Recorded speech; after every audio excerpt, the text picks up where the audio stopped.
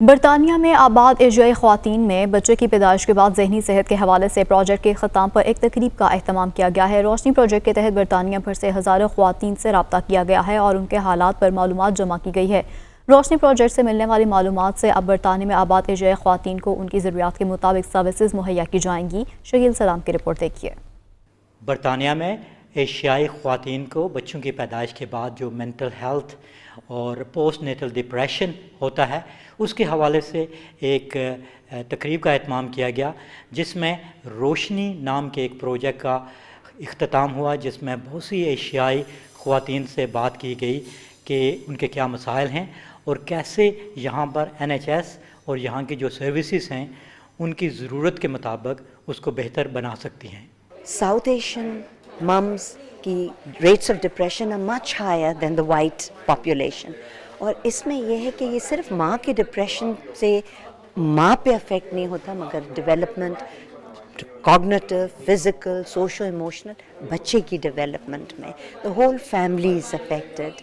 اور اس کے لیے کہ جو کہتے ہیں first 1000 days after a baby's birth are very important۔ اگر ایک ماں ڈپریسڈ ہوگی وہ بچے کو دیکھ بھال نشو و نما نہیں کر سکے گی۔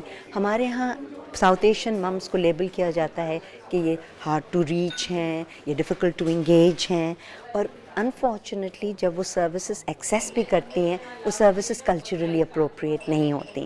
تو ایک ایسا انٹرونشن جس میں ڈیولپمنٹ میں ان ممز نے سجیشنز دی ہیں کہ کیا ورک کرتا ہے کیا نہیں، ہمارے لیے بہت امپورٹنٹ ہے، اور انشاءاللہ یہ سون اگر ٹریٹمنٹ ایز یوزول میں ہو جائے تو ہر ماں اس سے بینیفٹ کرے۔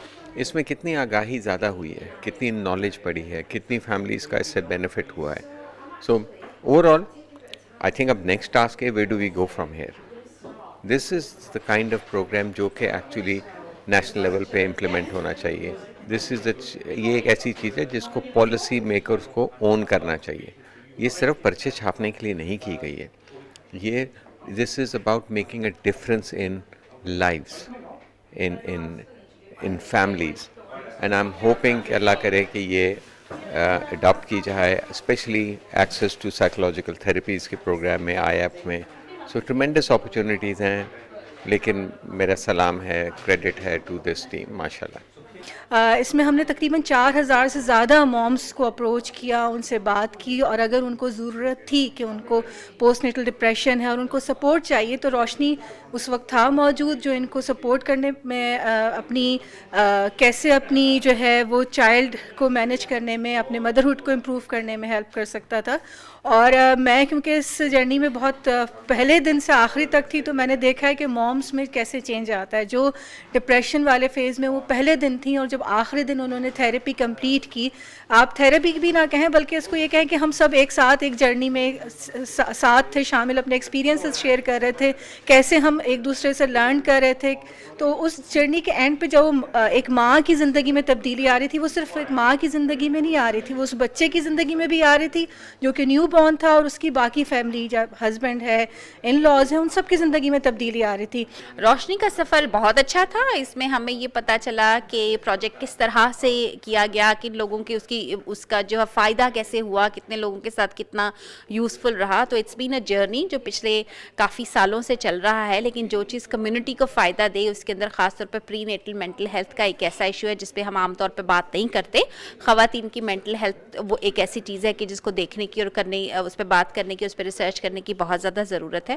So as researchers, as clinicians ہم اس پہ کام کرنے کی کوشش کرتے ہیں۔ سو پروفیسر نصرت حسین اور ان کی ٹیم نے بہت اچھا کام کیا ہے اس project per. Overall, I'll say it's an exceptional program. Having attended it, I'm so impressed with the incredible work that has been done by Professor Enish and his team, and to see that it's really impacting on the mental health and well-being of women across the South Asian community in the UK.